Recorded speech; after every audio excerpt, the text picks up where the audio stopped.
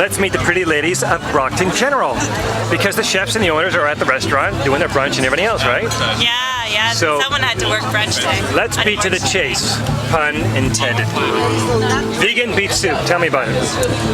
So we had the beets donated, some beets, some celery, and then just the rest, just a few add-ins just to stock, but kept it simple, seasonal, fresh, vegetarian friendly, vegan friendly. We do have some lovely yogurt today, but What about organic? Is it organic?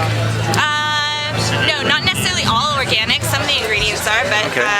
they are from all local farms. Excellent, okay. So let's see it. All right, take a look. Wow, look at that. You know, beets is very, very healthy for you.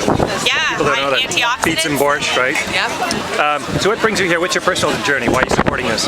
We did food stock last year. Soup must have been good. Oh, it was great. Last year ran out of food within 30 minutes, I think. But it's you know, a story for all of us that I think are all dear to our hearts.